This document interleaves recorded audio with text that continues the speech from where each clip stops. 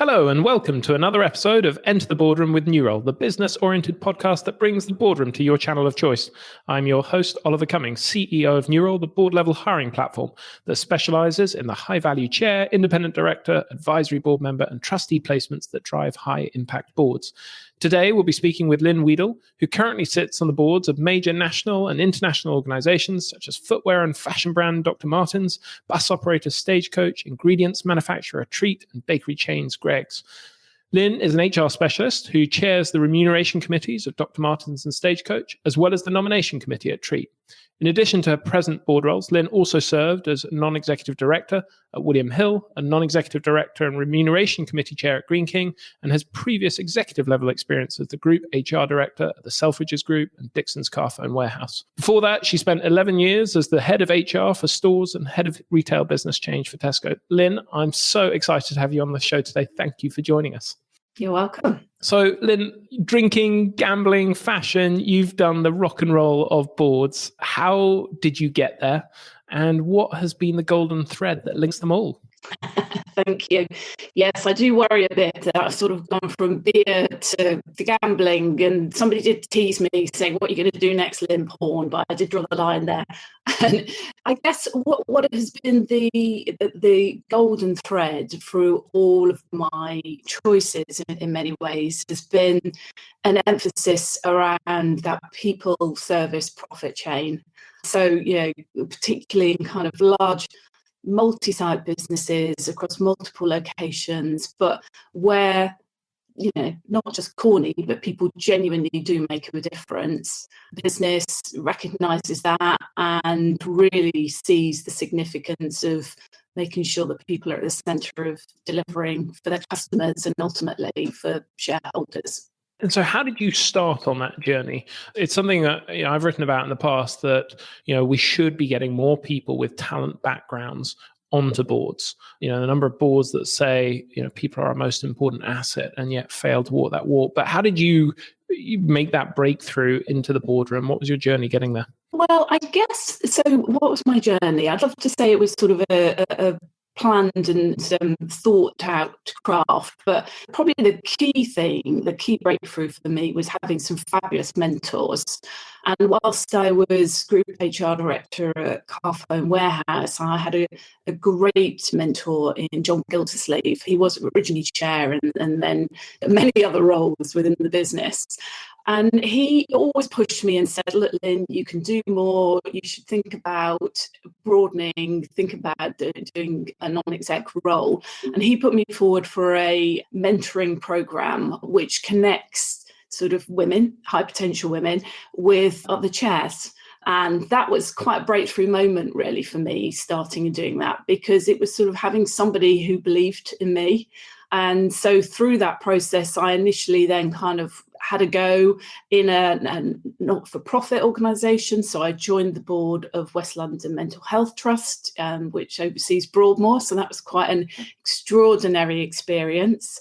And then through that kind of developed and broadened my skills and experience around the boardroom, chaired some stuff internally like the Works Council and so on. And I'd really recommend to anyone thinking about that they get as much experience and exposure to chairing things even within the organisation.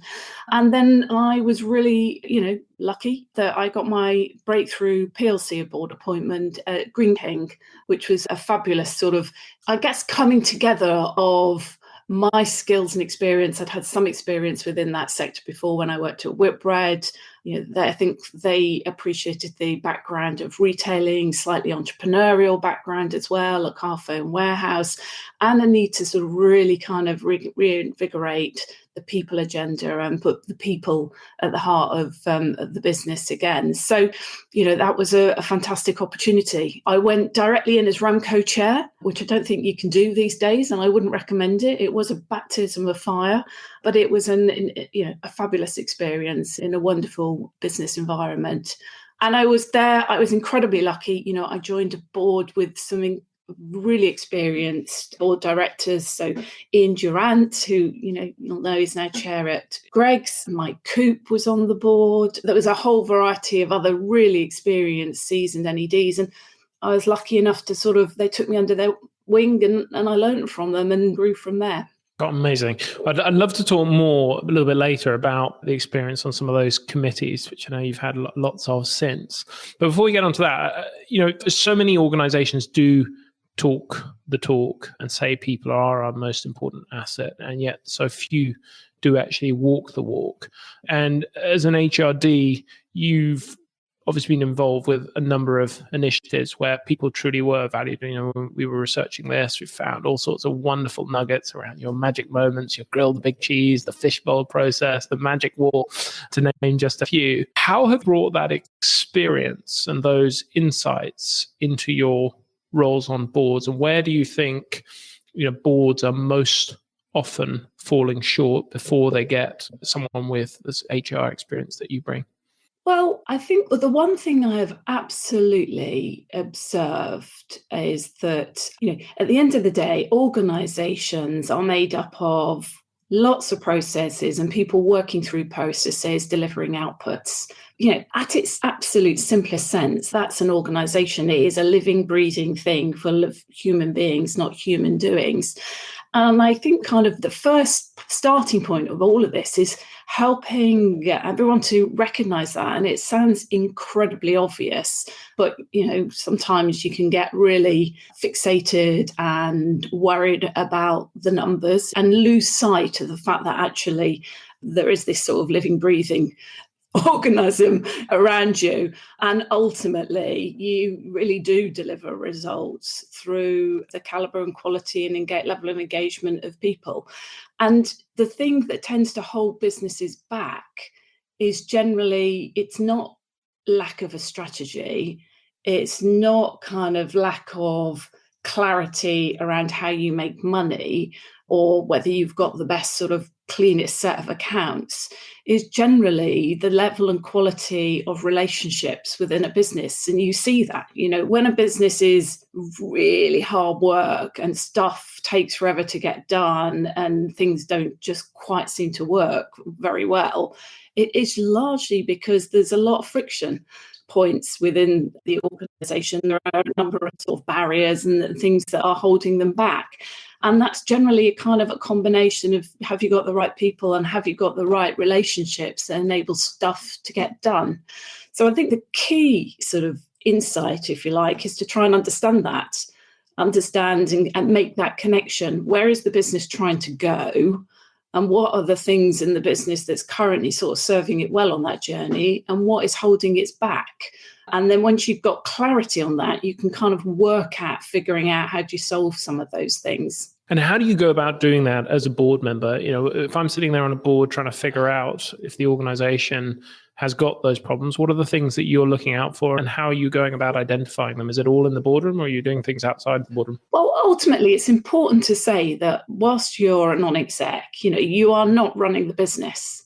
And I sometimes describe it as a bit like being a lifeguard, that you spend an awful lot of time sort of sat on the sidelines, quite often on your hands, watching, observing, and really trying to understand what's going on, but without sort of getting in the pool and having a good swim and splash about, which is often very, very tempting. But when things do go wrong, you have to have enough knowledge and insight to be able to dive in. And, quite often at those points, it really matters, those interventions. So it's a balancing act between really trying to get to a deep level of understanding and insight about the business and what are the patterns that are playing out. And I spend a lot of time looking for those repeated patterns. And again, and joining up the dots. So can you give an example of that? Yeah, so sometimes it can be as simple as things always seem to be getting stuck around a particular part of the business, or quite often where you're requesting information or asking questions, but they don't quite add up or connect with what you're being told and what you're actually seeing and what the reality is. Another pattern that is one to look out for is quite often when there's something going on and people don't know the answer, they keep measuring things. So when you're spending a lot of time stuck in the analysis and stuck in the measurement of a problem, and maybe even sort of a bit of deflection, like look over here. So there's, quite a lot of kind of pointing in different, at every meeting there's a different problem. It was the weather that caused us to miss. It was a train strike that caused us to miss. It was a absence that caused us to miss. So where there's lots of kind of deflection, distraction, measuring of the problem, as opposed to really getting to the root cause of what is actually going on, that's an example of a pattern that would make me nervous. Have you got any specific examples without breaking any confidences that could bring that to life a little bit on an anonymized basis? So there was one example of where there was a really big change program that was going on that was being constantly delayed, and constantly we were looking at project plans and more detailed project plans and cut in lots of different ways. And it basically eventually became apparent that the solution that was being advocated just didn't work, and nobody had the courage or felt that they could say it or wanted to say it. And there was an awful lot of time wasted, and it ultimately required someone to be able to say, I often describe it, it's like saying the emperor's got no clothes on. And I think that's the place where a board can be really effective. It's when they can stand back, look at things from a different perspective, ask the killer question that sort of cuts through all the mystery and clears the fog, and you can actually say the emperor's got no clothes. And in this instance, it was to say, frankly, we've picked the wrong solution. We've backed the wrong horse. We've got to stop and rethink the whole thing. Got it. Okay. And I mean, where have you struggled most to make changes as a board member, influence changes? I think about my own experiences. Sometimes, for me, trying to implement get the organization to understand the value of a people analytics solution. And ultimately I failed to get buy-in from the chief exec, though they were paying sort of lip service to it. They weren't actually truly bought into the value of it and what it might bring. But where have you struggled most when you've seen things that would clearly benefit an organization and then had trouble getting it to take place? Well, I think, you go back to that point about what are the patterns that are helpful and unhelpful. I mean, I think one of the most helpful things to enable any change to happen is to be able to have an honest conversation around a boardroom. So I think where you can do that, you can really make progress. Where it's difficult and everyone's dancing around the handbags, then I think that makes it really hard. I quite often keep reminding people, we talk a lot about change, and there's a lot about getting buy-in and leading from the top and onboarding people. That's my particular pet hate. But frankly, all change is loss. And that, sounds a bit perverse, but to get to any change, you generally have to let go of something. Any new beginning requires an ending. So I think the key thing in all of this is, first of all, to sort of lean into that and recognize that and understand what is it you're asking people to let go of. And then why would they want to let go of that? And rather than sort of spending a lot of time just sort of dressing it up and doing lots of conferences and lots of jazzy speeches to shove people along, I think really calling it out as it is and really understanding what is it you're asking people to let go of, why would they want to grab the new, is sort of the important place. And I think I have absolutely learned around a boardroom is that sometimes you can't force that. Sometimes I kind of call it, you can be on the short cycle loop or the long cycle loop. So, short cycle is, here's what my experience has taught me. If you do it in this way, it's going to probably go a bit wrong. Here's the train crash you can expect. But sometimes, people aren't ready to hear that and don't want to hear it because they still think they can work their way through it in a different way. And maybe they can. And that's the difference between being an exec and a non-exec. It's not your job to get on the pitch and say, no, do it this way. So what you then have to be there is for what I call the long cycle loop. So it does go all a bit wrong, and you have to be there to pick up the pieces. There is a specific example of that I hope Green King wouldn't mind me sharing. But I remember when Green King were making the acquisition of Spirit, And at the same time, I was also heading up a big integration of Dixon's car phone. And I'd learnt through that experience very painfully that, trying to pretend you can create the best of both worlds doesn't work. You've just got to be really open and honest about what's staying and what's going. And fudging it is not an option. But, Rooney, for all the right reasons, wanted to go down the route of creating the best of both worlds, which meant keeping offices open and maintaining dual running on stuff and so on for what would have been, I would recommend, longer than was ideal. And in reality, it didn't work as well as he'd hoped. And in 6 months' time, he came back and said, "You're right. Let's figure it out from here, what we do next." And I don't want to say that because I'm kind of trying to pretend that I know better, because I absolutely don't. But I think this point around, as a non-exec director, sometimes, as much as you'd love to be heard and you think you've got the answers, it's just not the right time. And the business has to go through its own journey. And you might have to be there to kind of help at the other end where it goes wrong. And sometimes it goes brilliantly and you've been proved wrong. So, I think that's the balancing act that you have between being a non-exec director and an exec director.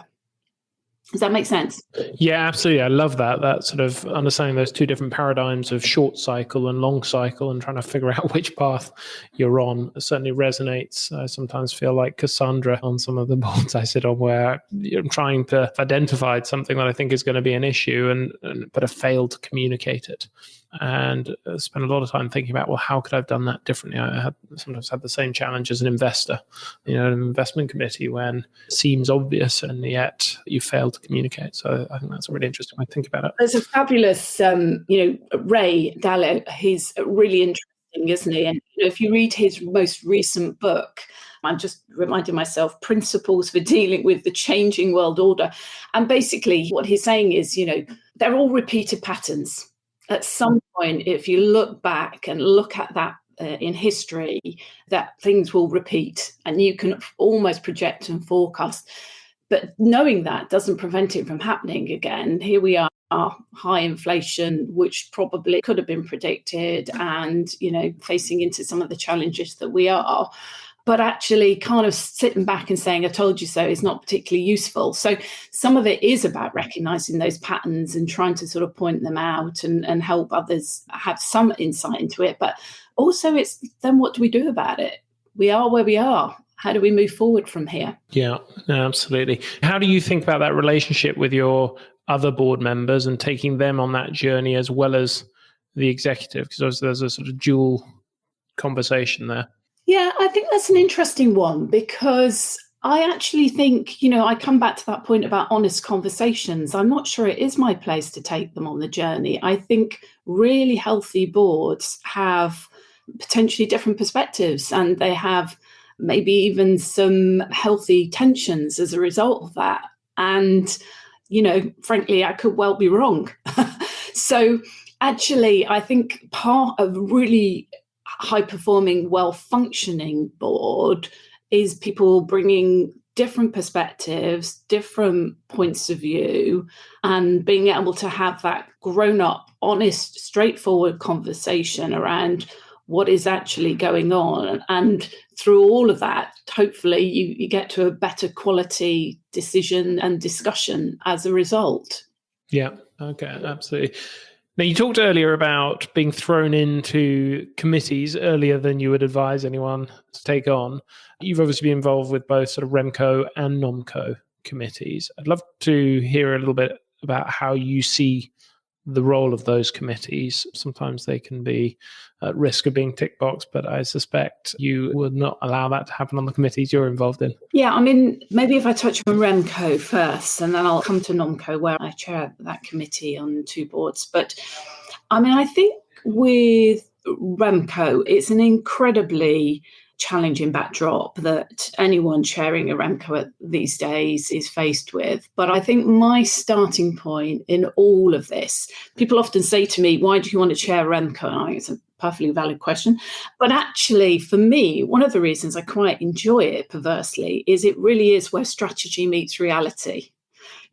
what the business is trying to achieve, but the context that it's in. And it is also the place where it becomes the lightning rod for any of those dysfunctions that I talked about. If people are unhappy in any way, if there is some question around performance, if there is some question around fairness, or if there are any kind of relationship dynamics that aren't quite working out, it all sort of comes together in a big hot mess in a Remco. So figuring out, navigating through that, I think is interesting. And it's no accident through all of that I haven't mentioned reward. So, people often say to me, what's your reward experience? And frankly, I think Remcos are 10% about reward and the mechanics of remuneration, and 90% around really understanding the business strategy and the dynamics and the relationships that are going on. And so, I spend quite a lot of time trying to make sure that the strategy is clear, that we really understand what are the important things to be rewarding, how much for what, and what are the important behaviours and characteristics within that business to make sure there is real alignment. So that means you can have a range of reward designs, from highly entrepreneurial wealth creation schemes in some worlds where it's all about growth and entrepreneurialism and a need to sort of drive one set of behaviours, to much more conservative, much more traditional and linked to things like, restricted stock and more kind of understood and well-defined metrics within a business. So I think too much energy gets caught up on ticking the boxes and not enough just sort of really understanding the strategy, what's needed around here. And as I say, that kind of question, which John Gildersleeve taught me as my first Remco chair, how much for what? And does it pass the smell test? Those for me are some of my guiding principles. Brilliant. I love that. I mean, as an investor, a private equity investor, we used to put together loads of these different sort of compensation plans. And of course, when reality hit, they always ended up being torn up. If they were out of the money, you had to sort of put a new one together. And you thought, well, hang on, what was the point of creating that thing that was flexible? And I've been very influenced by some of the work of Daniel Pink, which you're familiar with, around the sort of bonuses actually often being disincentives. I know you've persuaded boards to radically overhaul reward structures in the past and sort of bring in commission-free zones to organizations that were built on commissions. How do you think about rewards, and what is there an optimum approach to it, or is it different for different organizations? Yeah, I think I always feel a little bit conflicted around this, because probably at its heart, I think we all know the science proves it. Everything, whether you look at neuroscience, whether you look at the work of Daniel Pink, if you look at some of the unhelpful, unforeseen consequences of reward schemes, that actually there probably is a dark side to it, and it probably needs a radical rethink. And I think we are just sort of squeezing around the edges at the moment. It's sort of appeasing proxy agencies and probably not pleasing anyone. So at some point, maybe when I'm retired, I'm going to put some thought to what that looks like. But again, we are where we are. So for me, what really matters is coming back to that point around what is appropriate in this context, to deliver and serve against this strategy within the behaviours that we're trying to promote, and alignment with the wider workforce experience. What is the right reward strategy here? So I'm not kind of wedded to one approach or another. So the example you called out was actually at Carphone Warehouse, where myself and others, we did remove commission from the business. But that was for a very deliberate strategy that said it had become, the sector overall had become too incentivised around sales, and frankly had driven the wrong sort of behaviours. And we needed to fundamentally reset around teamwork and customer service. And so there was a deliberate kind of strategic intent behind all of that. We still wanted people to have the opportunity to earn really decent rewards, but for delivering sustainable, long-term growth and delivering fabulous service. So again, it was that resetting of that genuine belief around people, service leads to the profit results rather than kind of being led by the profit and sales number. But there are other examples where there is a really healthy place for commission. I've just joined the board of Softcat, where they have a strong commission environment within that business, but it is underpinned by a really powerful culture and set of values. And, fundamentally, everyone knows that if you don't deliver fabulous service, then you don't get to the results. And so that incentive really works in that environment. And they regularly get cited as the best employer to work for. The CEO came out third in LinkedIn's best CEOs in the world, just behind the Microsoft and BlackRock CEOs. So, they're doing something right there. So it's not a case that all commission schemes are wrong or a case that, all bonus schemes are wrong. I think you have to really understand the strategy, direction and alignment with the culture and values that the organisation is trying to build, what's serving you well and what's getting in the way and preventing you from being able to deliver on those things. And actually, Oliver, if I'm honest, the thing for me that is probably I have the most issue with and would really struggle to be able to support and wouldn't and don't is where there is either misalignment or we say one thing and do another. And I think that's at the heart of where things go really wrong. And maybe can I throw this at you as an idea? And I'd love to hear your thoughts on it. I mean, to me, it's always struck me that the best schemes are the simplest ones. And I've been influenced, I suppose, also by some of Buffett's thinking on this around, you pay people well and you just have a base salary and you get them really engaged. And then you just have a simple, pure equity structure. Because the trouble with the more clever you become, the more complex it becomes and the more you risk being sort of abused or unintended consequences. So where do you think that model falls down? And I've seen this in a few different organizations where I've learned a lot from them. And they pay their employees actually probably a little bit above market. They pay them really well. But as a result, that whole discussion around compensation is off the table. And then they focus on that autonomy, mastery, purpose, getting people truly engaged. So where does that fall down for you? Well, I think it falls down because, as I said to you, right at the start, organisations are really complex, sort of living dynamisms. And so I'm afraid it's just not that simple. And you have to, as I say, work out what really matters within that context. So if you take Netflix, super idea, we'll pay people fabulously well. And if they don't perform, we'll fire them. And there's no incentives around that or whatever. Now, that at face value looks incredibly simple, but as they will, now attest, and some of the challenge around that is that, well, A, it doesn't work the wider and bigger you get and in different jobs for different roles. When you get outside a head office and so on, it becomes much harder to be that take a holiday whenever you want. Frankly, doesn't work everywhere. And also, there is a sense of, shit, I could be fired at any moment, which drives other behaviours and challenges. So again, I'm not saying that's wrong. I'm just saying it's not that simple, sadly. And therefore, you have to understand that there are some checks and balances that you have to build in, which adds some complexity. I think at its heart, getting all philosophical here, but, the challenge we're talking about here is what's everyone's definition of fairness. And that's what makes this so tricky, because fairness means different things to different people.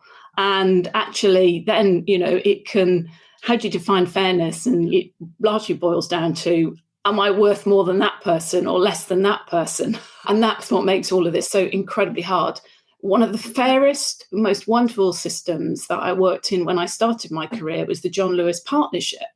But, we're all seeing the challenge of that. What it means is it's great when everyone's earning, but less great when everyone isn't. And it makes change incredibly hard. So there's no perfect, simple answer out there, I'm afraid, Oliver. And I understand the desire to keep things simple and understood. But I think you have to recognise this is a bit of a complex system in a complex world. So figuring out what really matters and works within that system is the most important thing. And my final sort of point on this is I sometimes think we have the wrong conversation. So it's not the reward conversation that matters. It's what are we trying to achieve here and what's going to help us deliver on our strategy and what is going to help us build that culture and set of values that we really want to deliver on. That's where the really clever thinking needs to be done. Frankly, the reward bit becomes much more straightforward if you're super clear about the bit up front, really. Brilliant. I love that. Thank you. You touched on nominations committees. What's your thinking around nominations committees? How do you approach those? What have been your key insights there? Where do boards most often get those wrong? Well, it's an absolute privilege to be able to chair the nominations committee of both Treatt and Dr. Martins. And normally it's chaired by the chairman. But in those instances, because both of them are not independent, that's why they've asked me to do it. And I think I've seen it as a wonderful opportunity to sort of reset and rethink about nominations. It's often been a bit of the forgotten child in the committees. It can be a 10-minute job that's kind of done begrudgingly twice a year. But, for me, it's at the heart of thinking about succession plan and diversity. And I think it gives us a fabulous opportunity to really rethink and put that kind of diversity conversation right at the heart of the strategy conversation. And it also, as I say, you can really start thinking about succession planning through the lens of what are the capabilities that are needed around not just the boardroom, but the wider organisation as well. And so, I've thoroughly enjoyed being able to play with that a bit and experiment around some different ways of doing it. What do you think of the things that sort of boards aren't always alive to when they're thinking about, diversity particularly? Where are you focused? Well, I would say that I think there's been a sea change on this topic, and certainly all the boards I'm involved in and also companies that I'm exposed to, I think that the conversation has fundamentally changed, which is brilliant. I think where it works well is where it is a strategic conversation. Where it is less well is where it is I've got to, tick these boxes and get people off my back and hit a number. And so I think those organisations that are thinking about it in a really thoughtful way from top to bottom within the organisation. I mean, I point to some work that Softcat are doing around fundamentally thinking about technology is notoriously difficult to move the needle on, but the work they're doing in schools around really encouraging much more social mobility, ethnicity, gender diversity, around those STEM topics, right the way through the whole employee proposition, from sort of bringing in apprenticeships, graduates, to redesigning jobs, to thinking about fundamentally what would it take to shift the needle in all of this, which goes way beyond just making sure, you've got a diverse board. I think where it's done in a thoughtful, strategic way, then I think that is really powerful. That resonates a lot. I mean, we see that with organizations coming through the platform here. There are two sorts. Those who come to you where they say, look, we need a female board member, or we need a board member who's from ethnic minority, and then they don't really care about anything else. And then you get the good ones who are saying, look, this is our current board makeup, this is the composition, these are the gaps we'd like. And if possible, we'd like also to improve the underrepresented groups across our board. And normally they're pretty diverse already anyway, because of the way they've been thinking about it like that. And it's a very stark contrast. And I think, again, the power is when it's built deep within the purpose. I mean, Dr. Martin's purpose is about empowering rebellious self-expression. Fabulous purpose. But actually, what does that mean? That means right the way through, you've got to have diversity. And the bar is set really high. When there was the Black Lives Matter movement, they didn't think we did a good enough job. And boy, did they tell us. And so, I think when you've got that groundswell coming up and making demands of the board around, you set your bar hit high, here, and frankly, you're not living up to it, I think that's when you've really cracked it, actually, because if you've got the wider organisation holding you to account, then that says it's more than just a sort of tick boxing governance process. Yeah, no, that sounds like it was a fascinating challenge to live with. I'd like to move on to talk a little bit more around the role of science in HR. I know you've led on this very ahead of your time, and certainly one of people who's influenced my thinking a lot on this was Laszlo Bock at Google. But I know you've worked with Harvard and others around bringing science into HR and the way you've gone about sort of talent. People analytics feels to me like a huge opportunity that many organizations have not yet fully tapped into. Where do you see the biggest opportunities again for boards in this space? Well, it's kind of you to say that I've been at the forefront of this. I wish that were true, actually. I'm not sure that I really did. It's taken me a while to kind of really lean into this. I've always thought about, and to your point, Professor Marty Beer at Harvard has been hugely influential on me in this regard. I've thought about organizations in a systemic way. And I've always thought about it from a point of view around needing to deeply understand what's going on across the organisation and address and tackle root causes and not symptoms. And I think that is sort of fundamental to making sure you're making wise choices and developing the right solutions that matter. And again, it breaks you out of that repeating patterns, because if you're always tackling the symptoms, then they just bob up again somewhere else. So I think really understanding an organisation in a systemic way and going after the root causes is really important. Can you maybe sort of give a couple of examples of that to bring that to life? Yeah, I guess probably one of going back again to the Carphone warehouse story, about commission, actually what we understood through a sort of systemic review, and to your point, we used a technique called fishbowl, which gave all the organisation a voice to be able to powerfully be able to say what was required. It became really clear that whilst we would have just tackled the reward piece and thought that, that the problem was commission, if you like, that was almost a symptom. The fundamental root cause was, frankly, you say customer service is important, but the only thing you really measure and worry about is margin. And so that was an example of then us saying we've got to reset the way we run, measure and manage this business fundamentally from top to bottom. And that's when we then introduced a balanced scorecard way of running the business. We also sort of changed the conversations that we had in our business. We, changed the kind of leadership skills, and then we changed the incentives, but that came last. But if we had just sort of looked at the symptom, we'd have just changed the commission structure and we'd still been left with the same problem. So that would be an example. I do think that the big opportunity, and as you say, I think Google has really led the way on this, is to do that in a much more analytical and technology-led way. I think technology now can absolutely augment our skills to be able to do this. And I use that word augment deliberately because I think, sometimes there is a bit of a fear that you want to lose the human touch and it all be about technology. So I do get very worried where I hear of people saying they've outsourced all their recruitment and, it's all done on algorithms and machine learning. I think there's a place for both, but I think where it works really well is where that you find ways for that technology to really augment the kind of human dynamics as well.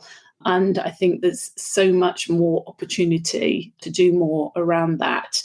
And frankly, for me, when we talk about people as our most important asset, in many organisations, they still don't even know exactly how many they've got or where. And they certainly don't know the makeup of them. So you can't, any other asset, we could measure it to the absolute finite number. So, the starting point is really being able to have an amazing grip on that human asset in the same way as we do on anything else, frankly. And I think that's the biggest opportunity probably we have. I know you've introduced in the past sort of quarterly pulse surveys using sort of, science-based questionnaires. One of my lessons from involvement with that has been sometimes, the data is not always right. You can, Google, I think, championed this with this idea that you could see 3 months out when a team was going to start churning from those sorts of things. And we haven't yet got to that stage. And maybe it's partly a question of scale. But also what struck me is that, with things like those surveys, people don't always say what they're really feeling. There's not always trust. What are some of the challenges you see with, and I suppose you've touched on it a little bit, with the need for the human plus the technology, but do you see where are organizations and boards going to go wrong as we go through this transition? Yeah, I think you've heard me refer to this a lot, but I do believe where it goes wrong is if you cannot have a collective, honest conversation. And again, it's the combination of those three things, I think, that really matter. So there is power in analysing data and those surveys. There is a power and a place for them. But alongside that, you have to be able to create an environment and create the mechanisms where people can collectively say what they think and be heard. Whenever you see examples of things go wrong, whether it's a Carillion or Partygate, dare I mention, it's always because that was known. It's always widely known and held within an organisation, but they couldn't be heard. And it's really hard for one person to say something because it's easy to dismiss them, and it's really hard for the individual to do it. If you can create opportunities to have a collective, honest conversation, it's really hard not to hear it. And more importantly, it's really hard not to feel it. And I think that's why it's augment rather than either or, because brilliant insight and data is great, but it doesn't bring forward the emotion. And with emotion comes dissatisfaction. And with dissatisfaction comes a desire to do something about it. And therefore, you have to be able to create the ability to understand and analyse the data, but you have to also be able to enable an organisation to have a collective, honest conversation. And actually, social media is fabulous for doing some of that. But as we've seen, sometimes it can be really skewed as well. So you have to find ways that enable it to be done in a really thoughtful way that brings forward a balanced perspective about what is collectively believed and felt within a business. That resonates a lot. Actually, two things we've done recently that have been transformational. One is at our all hands meeting, we have a Q&A where people can submit questions anonymously. This is every month. And I was very against it initially. I said, look, we've got to build a culture where people can ask whatever they want. We want people who have that confidence, where we've created that psychological safety. But we said, okay, well, let's give it a go. And it has been extraordinary, actually, how, I just can't deny it. The questions bubbling up as a result of that, and the level of engagement and the transparency and authenticity has been phenomenal. Yeah. And I think that's a great example. And I don't, I think that doesn't mean that, there wasn't trust there before. But, human beings, we want to belong. And we don't really want to upset people. And so it doesn't mean that there's a lack of trust, but, you feel often an immense loyalty. And ironically, the more powerful a culture is, the more loyal you are to that culture, and the harder it is, therefore, to even speak up and call it out. So that's why it is that you do have to create those mechanisms for people to be able to say what they feel. And if you can do, as I say, when you do that collectively, I think it becomes really powerful. Yeah, and the second thing we've done, and this is still in the early stages, but we've widened it. We have an extended leadership team where we've been breaking into smaller groups, identifying the key issues for them, and then bringing our advisory board members into those discussions. And again, it sort of surfaces the issues. It's a little bit like a sort of combination of your grill the big cheese and magic wall type concepts, but both gives the board advisors a better insight into the organization and allows them to see past the executive narrative. What do you think, how as a board member do you start to get that sort of insight? So I suppose some of those things we've been touching on are more for the executive, but how as a board member do you get that honesty and engagement past the data? Yeah, I think that's a very good question. And if I'm honest, I think we're all still finding our way on this. And that workforce engagement role, I think, we're all playing about with how you make that work best. I suppose I can describe where I think it's effective and when it's ineffective. I think where it is less effective is where it's, you sort of attend a focus group and you hear what's said in that focus group, and then you go away and fix the uniform issue that inevitably came out. So it goes back to that point about you sort of need to create a way of hearing things collectively so you can pick out the themes as opposed to the symptoms. Again, that point about getting to root causes. I've seen that work very effectively. In fact, Green King did this really well, where they put in place a really thoughtful, structured employee listening process where people from pubs can bring their thoughts. Then each person from the pub, then each region then elected someone, and then on top of that, there was a forum. And so by the time you got to the forum that the NED plugged into, you were hearing the themes and thoughts from across the organisation, and they were reporting and representing what they'd heard, not their own hobby horse. And I think that was really effective. So I think it works best where the board can plug into the machinery that often exists in an organisation that really helps them understand what are the points that are bubbling up across all the organisation and that you can see across the whole. And then you can come together and have a thoughtful conversation around what are the themes, what are the patterns, what are the root causes. And so you can really then be thoughtful about your analysis of that, as opposed to saying to management, you need to sort the toilets out in Scunthorpe, Absolutely. Lynne, I want to just finish out with one last sort of topic around purpose. You've talked a lot publicly about the importance of creating purpose in an organization. It feels like we've gone through this transition. It sort of felt like, Unilever, one of the first, they initially sort of got laughed out when they first said, we're going to, have this purpose. And then, their share price started rocketing and suddenly it was the fashionable thing to do. And now it feels like we're getting more of a pushback on it. Terry Smith is questioning whether Hellmann's needs a purpose. It just, makes your salad nicer, as he said, rather more articulately. Where do you stand on this now, and how do you think about this, again, from your board perspective? What is your role in that discussion?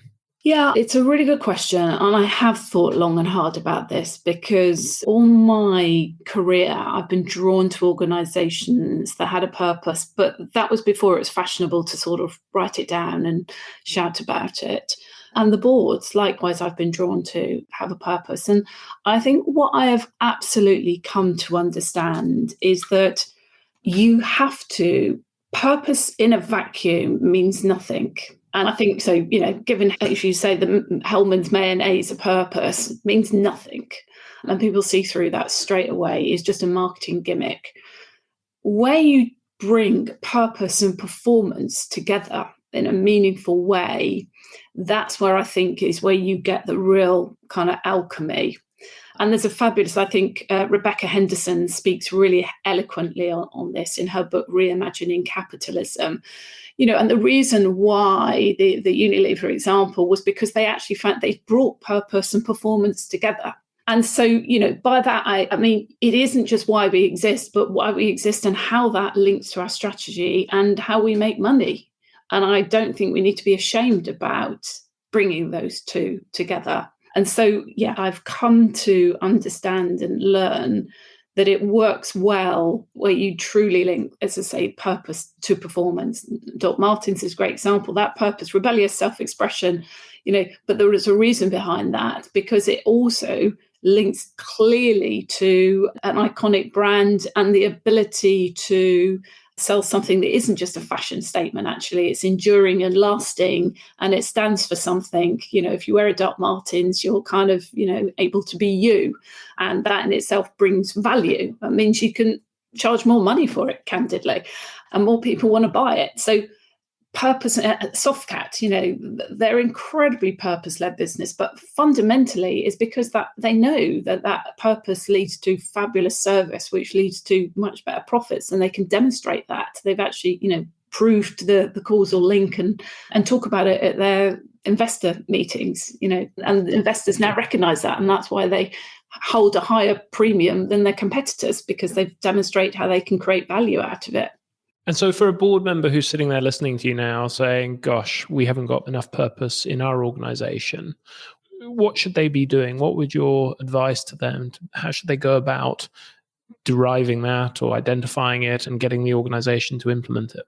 So there are many great people out there that kind of can help and run those processes and so on. But for me, I think it sort of starts with this conversation around why do we exist? And frankly, and how do we make money? So I suppose what I'm really saying is there's a kind of a why do we exist conversation and a strategy and a performance conversation that needs to come together.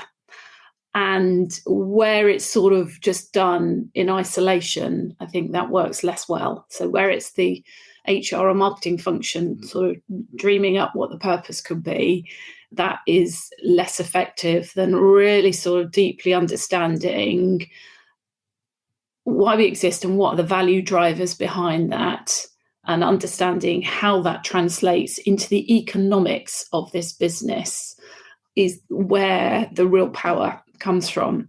And then the final bit of the jigsaw is you can do all of that, but as all the research shows, if you don't get those frontline middle managers to really understand and connect with it, it means nothing. So, you can sort of say all the fine words, but fundamentally, if those people right at the heart of your business can't see what it means to them and how it helps them do their job, then it means nothing. And that's why you have to do the two together, because fundamentally they'll want to know, how does this drive performance for me within my business? And what a brilliant way to wrap up. That gives me lots of food for thought around, how engaged are the middle managers and the organizations with that purpose. So I could keep asking you questions forever, but unfortunately we've got to the end of our time. So I'm going to wrap up quickly with a 5-question quickfire where I'll say a short statement and then ask you to respond if you're ready. Okay. Great. So the best book that every board member should read and why?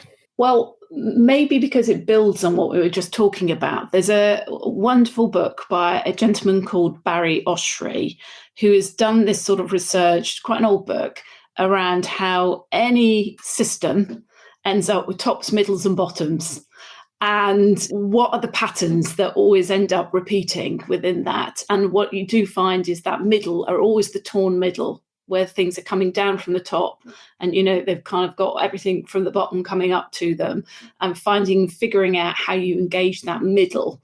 Torn middle is probably one of the most important things any of us need to figure out. So that's why I recommend that one. I love that. That's brilliant. Your favorite quote? So I'm sure my old team will be rolling their eyes when they hear me say this. I always used to say, boats are safe in harbour, but it's not what they're designed for. And part of it is that having that courage, to kind of go out and experience the choppy waters and recognise that feels uncomfortable, but it's okay to give it a go. Fantastic. Your best ever holiday? Oh, gosh. I find this quite a hard one to answer. I think, frankly, I'm so lucky. I'm living my best ever holiday. I live down by the beach in Sandbanks. So I'd love to say every day is a holiday, but when I'm walking the dog in the morning, it feels that way. Brilliant. Your most significant professional insight? Well, I think I've probably shared that with you today, but this point around the answer's always out there in your organisation. You just have to give it a voice and be prepared to listen. So, the ability to speak truth to power is probably one of the most powerful things you can do to unlock things in your organisation. And then lastly, your favourite app? Oh, my husband would say it would be all my shopping apps, and I can't possibly take one out. It would be wrong, but I'd probably have to call my old favourites of Selfridges, because it would be wrong not to mention them. But many other lovely brands do exist. Fantastic. Lynne, it's been such a pleasure. Thank you so much for taking the time to talk with us and sharing some really brilliant insights. You're welcome.